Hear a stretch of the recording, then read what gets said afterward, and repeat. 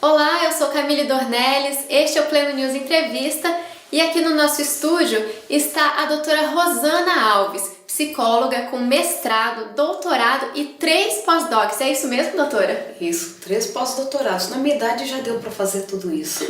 Que isso, você é muito jovem ainda. Obrigada. Doutora, eu queria começar falando com você sobre como a gente pode definir felicidade, porque é um dos temas que você se dobra mais, né, nos seus estudos. Existem muitas definições de felicidade, principalmente nas diferentes áreas. Entre os filósofos existem várias definições, entre os médicos, pedagogos, entre os psicólogos, mas eu fiz uma definição para mim de felicidade, que ser feliz é gostar de viver.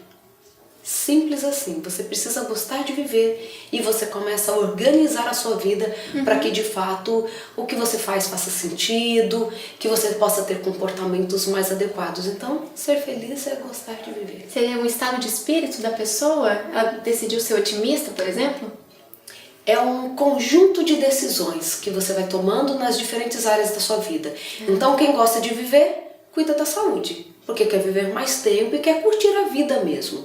Quem gosta de viver, cuida dos relacionamentos porque quer as pessoas perto delas. Quem gosta de viver sabe que a gente enfrenta problemas, mas que todo mundo enfrenta. E que existem aqueles que vão depender mais do nosso esforço, outros que nós não vamos conseguir resolver, mas que faz parte, é inerente à condição humana. Então por isso que para mim é um conjunto de escolhas que nós vamos fazendo sem ter aquela impressão de que tudo vai ser sempre muito incrível, que tudo, nossa, são borboletas. Não. É pé no chão, é gostar de viver, e a partir desse gostar de viver a gente vai enfrentando dificuldades, vai organizando as coisas, vai tendo percepções daquilo que precisa mudar e as coisas vão acontecendo. Então a pessoa pode ser feliz e triste ao mesmo tempo. A gente só tem noção de felicidade se sabe o que é tristeza. A nossa referência de felicidade é a tristeza. Então eu só posso me considerar assim super feliz se eu já passei pela tristeza. Então um sustenta o outro. Não que nós precisamos estar o tempo todo triste, mas ser feliz é também saber ficar triste. Porque na felicidade precisa ter um lugar da reflexão, do arrependimento, do sentir a falta de alguém. E tudo isso pode gerar em nós assim, puxa vida, não era assim que eu gostaria que as coisas estivessem, mas está aí, eu preciso me organizar para isso. Doutora, você faz muitas palestras, escreveu livros e agora lançou um curso sobre felicidade e fala nele sobre algumas coisas que podem prejudicar esse estado, né, da pessoa que gosta de viver, que seria o sono, a falta de planejamento e também o estresse. Você pode falar um pouco mais sobre isso? Sim, o que nós somos é uma resultante dos estímulos que recebemos do meio e a forma que o nosso cérebro vai processar todas essas informações. Então muitas vezes recebemos impactos do meio mesmo, seja da vida, das experiências, alguém que amamos que não está mais perto, tudo isso vai nos impactar. E a percepção de que estes eventos existem trazem para nós um maior cuidado, é aquela alerta, olha, presta atenção que isso daqui pode prejudicar na sua felicidade e no seu bem-estar.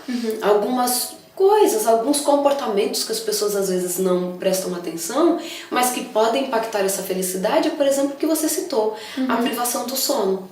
Quando nós não dormimos direito, isso tem um efeito direto sobre o nosso humor. É só deixar um bebezinho sem dormir que a gente já sabe como é. Eu mesma.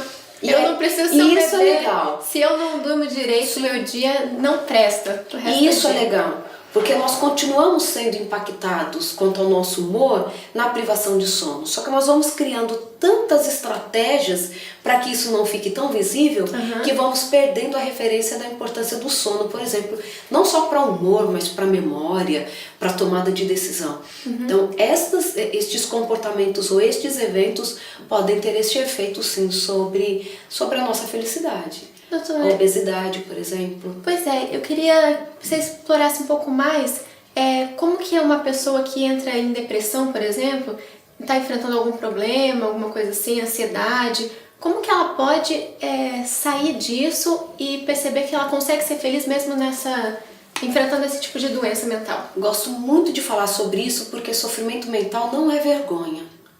Nós recebemos estímulos do meio, né, informações do meio, e, por exemplo, às vezes você recebeu uma informação lá na infância, e isto ficou registrado no seu cérebro e a forma de lidar com a vida é modificada a partir deste evento. Ou mesmo coisas do nosso cotidiano, ou até uma alteração que começou de forma neuroquímica, faltou uma serotonina, algum outro neurotransmissor que pode fazer com que você desenvolva depressão. Então, na condição de seres humanos, estamos vulneráveis a estas situações. Certo. Aos transtornos emocionais. Claro que uns mais do que outros, quando nós levamos em conta questões genéticas, questões de como aquela criança se desenvolveu, dos impactos, outros impactos que ela possa receber na vida adulta. Mas é a percepção de que na condição humana nós enfrentamos circunstâncias para as quais somos vulneráveis, mas que existem estratégias, graças a Deus, para que nós possamos ter condições de lidar com elas. Essas estratégias podem estar em nós mesmos, no aspecto de ter a percepção e encontrar uma forma de resolver. Os livros estão aí para isso, os cursos estão aí para isso, mas quando percebemos que está muito difícil conseguir sozinhos, também os profissionais têm a condição de nos ajudar nessa caminhada, em rumo mesmo a essa felicidade que se gostar de viver, né? Então qualquer pessoa está suscetível a sofrer um transtorno mental ou um sofrimento mental, né? Quando nós olhamos de forma geral, sim, porque nós não conhecemos como é o cérebro de cada um. É o mesmo que a gente fala para o abuso de drogas. Nós sabemos que mais de 70% dos que vão usar uma droga, lícita ou ilícita, mas que causam dependência ao longo da vida, 70% não vão conseguir se recuperar. Mesmo que vão para um bom tratamento, ok? Mas a gente não sabe, olhando assim lá especificamente para aquele indivíduo, se ele faz parte do grupo de risco ou não. Então por isso que nós dizemos que, independente se a pessoa tem uma vulnerabilidade para um transtorno ou não, você precisa cuidar. Porque a prevenção, sem dúvida nenhuma, que nos garante a possibilidade de evitar. Sim. De repente você nem enfrentaria para a vida inteira, mas é melhor não correr o risco, né? Sim, claro. Então um curso, por exemplo, sobre como ser feliz, ou palestras sobre isso, são boas também para pessoas que se sentem felizes, para não chegar no momento de sofrimento e aí buscar uma resposta, seria isso, né? Além disso, sem dúvidas nenhuma, né? Porque o cuidar da saúde mental precisa ser constante, não é porque eu fui feliz até os 20 anos de idade que significa que eu vou ser feliz para o resto da vida. Não é nenhum alarme, não. Mas mostrando que a gente tem que cuidar, como é da saúde física, não é? Sim. Ai, não, porque eu nunca tive diabetes, eu posso comer açúcar o quanto que eu quiser, que está tudo tranquilo. Não é assim. Então, para nossa quem saúde, dera, né? quem dera, né? Para nossa saúde emocional também é assim. Então, os cuidados nunca vão ser demais. E mesmo que a gente já é feliz, por que a gente não pode melhorar? Claro. Por que nós não podemos ser os compartilhadores de estratégias para trazer para as pessoas mais felicidade ou mesmo um despertar? Olha, talvez isso esteja acontecendo com você por conta daquilo que você me contou, que eu li no livro, eu assisti num curso e que faz todo sentido com o que você está falando. Então, além de tudo, nós somos seres que podemos agir sobre o outro. E se nós tivermos uma condição melhor de agir assim, vai ser muito bom, com certeza. Legal. Doutora Rosana, por que você quis começar a estudar mais a fundo felicidade? Eu sei que a sua mãe teve uma grande influência na sua escolha por psicologia. Sim. Mas dentro da psicologia, como que foi buscar a felicidade? Nossa, são vários motivos. Um deles, eu sempre tive dentro de casa um pai muito feliz. Mas feliz, não bobo, palhaço. Não tô nem falando de quem é mais extrovertido, mas o meu pai sempre foi muito feliz. Mesmo com as dificuldades da vida, indo trabalhar de bicicleta, às vezes a pé, um trabalho pesado como pedreiro. Meu pai chegava em casa cantando. Meu pai tem mais de 70 anos, enfrenta as dificuldades, perdeu a esposa ainda jovem, né? Minha mãe falece aos 47 anos, meu pai tinha 55. Nossa, meu pai tinha 55 quando a minha mãe falece. Meu pai continua cantando. E ele está antenado na vida. Ele está. Então aquilo me intrigava. aquela felicidade de verdade, não era para grego ver a felicidade do meu pai. E ele é feliz. Tem pessoas que nascem mais empáticas, mais felizes mesmo, sabe? Mas juntando isso, que eu sempre achei algo incrível, como ser humano também, né? A gente gosta de estar perto de quem é feliz. Parece que atrai mais, né? E é uma dificuldade você conviver com quem tudo é uma reclamação, né? Sim, com certeza. Além disso, com os anos de experiência terapêutica, né, como psicóloga e até como pesquisadora, eu, quando até fui escrever o livro, A Neurociência da Felicidade, eu já estava com 7, 8 livros na gaveta, não lançava nenhum, e aí o marido falou assim, um dia vai ter que lançar um livro, você não vai ficar só escrevendo, né? Aí ele falou assim, lança um livro. Eu falei assim, tá bom. E a dificuldade para escolher? Porque o primeiro livro é o primeiro livro da gente, né? Eu falei assim, então eu preciso escrever alguma coisa super relevante, que tem a ver com todo mundo. Olha a ousadia, né? Tem a ver com todo mundo. Nem imaginar que todo você tem que pensar num público-alvo era todo mundo. Público-alvo o mundo inteiro. Os céus estão convidados, né? E aí, eu me fiz uma pergunta. Quando as pessoas me procuram, o que de fato elas querem? Quando elas querem uma dica sobre como lidar com o filho adolescente, querem casar, estão com depressão, o que elas de fato estão procurando? Você conseguiu achar um fio condutor de tudo isso, que eram coisas muito diferentes. Muito diferentes, mas eu queria saber se elas todas estavam procurando algo em comum. E aí eu cheguei à conclusão que no fundo, que todo mundo quer ser feliz. Felicidade. Quando a gente quer resolver a questão do filho, tem a ver com felicidade, do casamento tem a ver com felicidade. Não aguento mais a depressão, por quê? Porque eu quero felicidade. Então é inerente à condição humana o desejo do bem-estar, do gostar de viver. É tanto que quando desvia disso, nós já começamos a olhar que provavelmente uma psicopatologia talvez esteja ali já instalada. Então foi por isso que eu comecei a me interessar muito sobre felicidade. Eu acho legal quem consegue olhar para a vida, encontrar estratégias, e mesmo quem já sofreu muito, que já foi muito infeliz e fala assim, é possível mudar tudo isso, é possível ter um olhar diferente para a vida. Então eu me apaixonei por felicidade. Mas aí foi estudar felicidade embasada na neurociência. Sempre. Que sempre. É um olhar bem científico, né? Sim. Você faz testes, faz exames, e aí busca, não é só... Não é só o discurso, né? Mas tem um embasamento científico, sim. Eu começo nas neurociências em 98, então aí são mais de 2 décadas já em neurociências, e não tem jeito, né? Você trabalha com aquilo o dia inteiro, você é apaixonada por aquilo, então tudo que você olha você quer uma explicação neurocientífica. Claro que a gente não tem explicação para tudo, mas é muito interessante e lógico, eu quis trazer essa visão do que as neurociências falam sobre felicidade, mas não dos trabalhos neurociência e felicidade, mas juntando toda essa ideia. Então tem gente que quer resolver transtornos emocionais para serem mais felizes.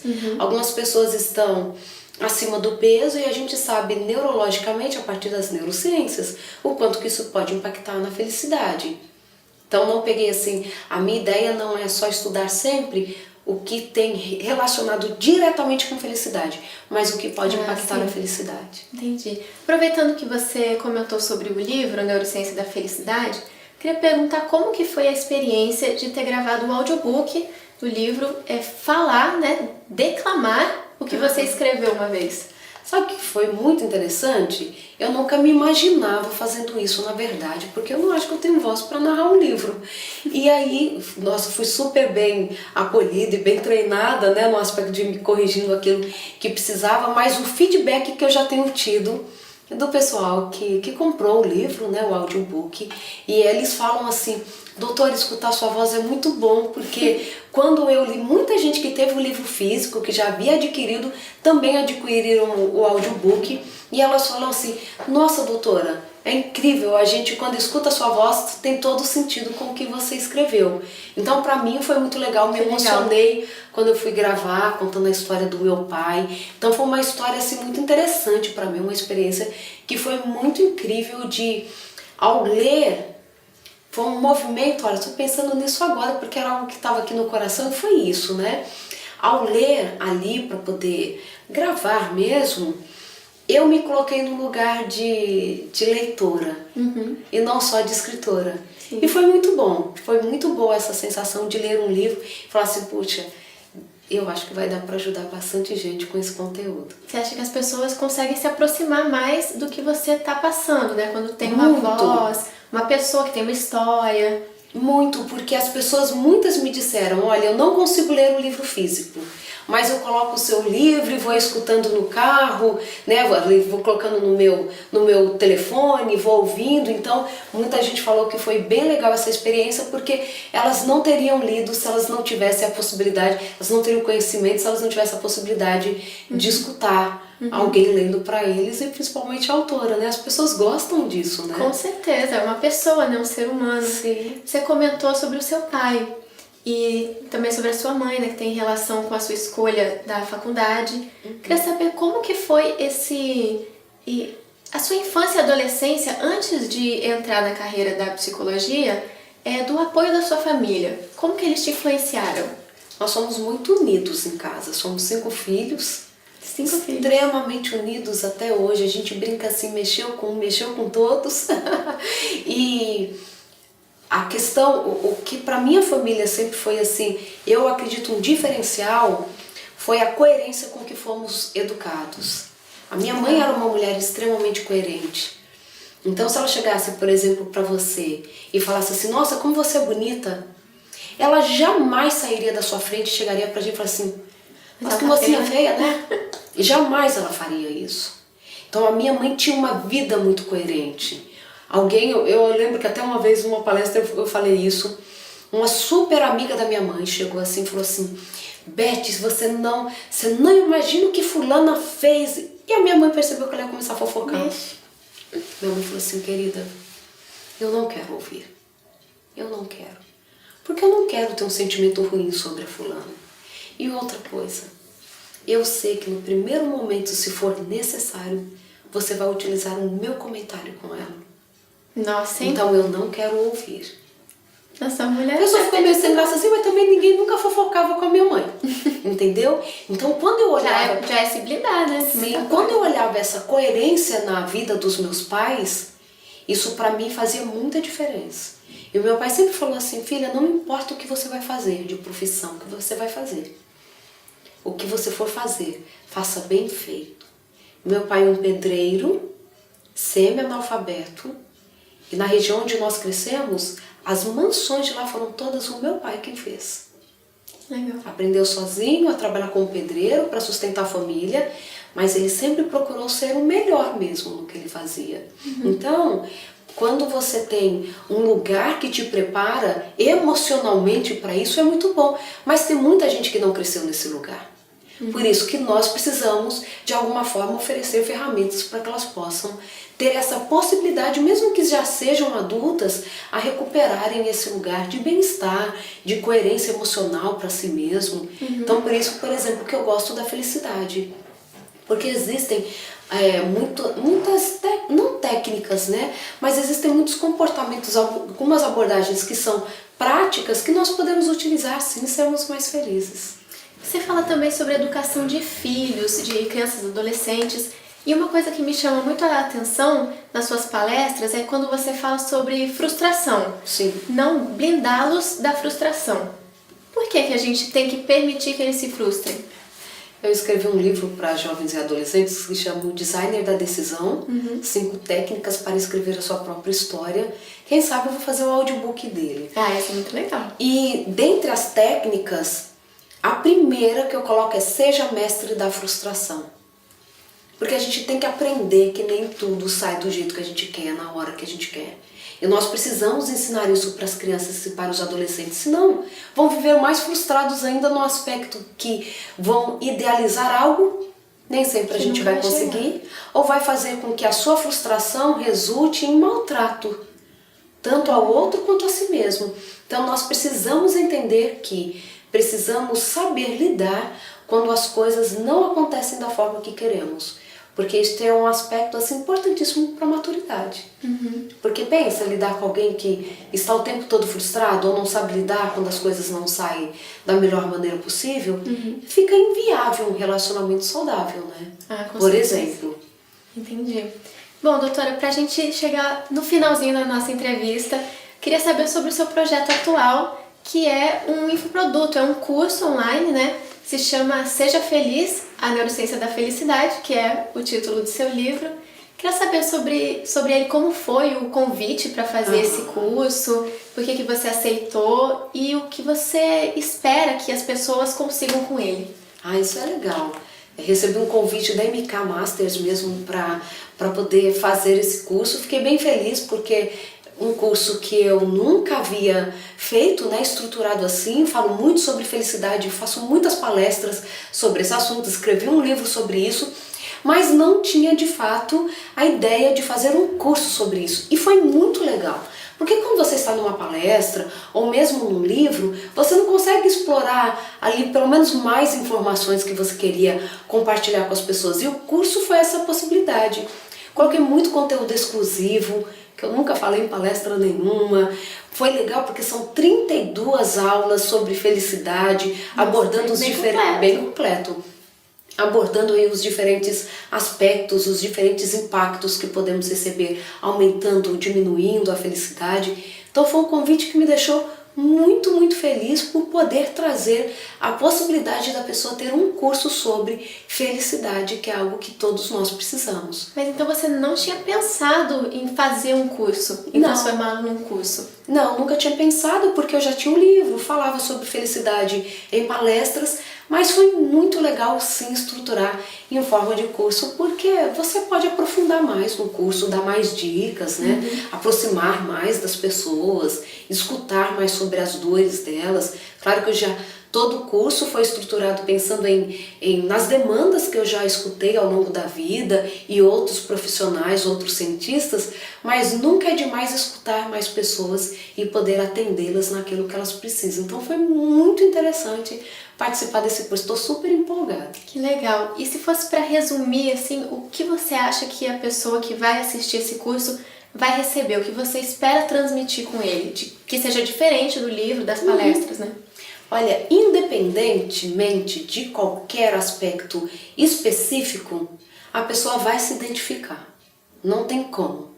Porque ali quando eu estou falando de felicidade, sobre relacionamento com filhos, relacionamentos difíceis, quando eu falo sobre como a gente previne o abuso de drogas entre adolescentes, mesmo que a gente não tenha filho, a gente tem um amigo que tem um filho, ou nós somos ali líderes religiosos que estamos preocupados com os nossos adolescentes. Quando eu falo de alimentação, tem tudo a ver com a gente, sono, sobre transtornos emocionais. As pessoas em alguma aula vão se identificar mais assim, essa frase foi pra mim, será que ela me conhece? Ela nunca foi minha terapeuta, mas no final a pessoa de fato ela vai ter, além desse conhecimento ampliado sobre o que ajuda a ser mais feliz e aquilo que atrapalha, ela vai ter condições de fazer a listinha dela e colocar em prática o que ela precisa começar a mudar. Nossa, tudo que a gente quer. Tudo que a gente quer. E se ela começar a colocar em prática, vai funcionar. Porque a gente tem um embasamento científico e o embasamento da experiência. Então, é para quem quer ser feliz, é para quem está envolvido com a felicidade do outro, é para o psicólogo, é para o líder religioso, é para a mãe. É o curso que tem a intenção igual o livro. De pegar todo mundo. Um livro para todo mundo, um curso para todo mundo. Que legal, muito obrigada, doutora. Adorei nossa entrevista, eu espero que você também tenha gostado e que você tenha gostado também do tema que a gente abordou aqui, que é felicidade. É para todo mundo, como a doutora falou, e que você também veja aí o curso e os outros vídeos da doutora Rosana Alves. Doutora, muito obrigada mais uma vez e eu espero que a gente se reencontre aí em mais uma entrevista aqui no Pleno News. O prazer foi meu mais uma vez estar aqui com você, com certeza vamos nos encontrar. Eu fico por aqui, até mais!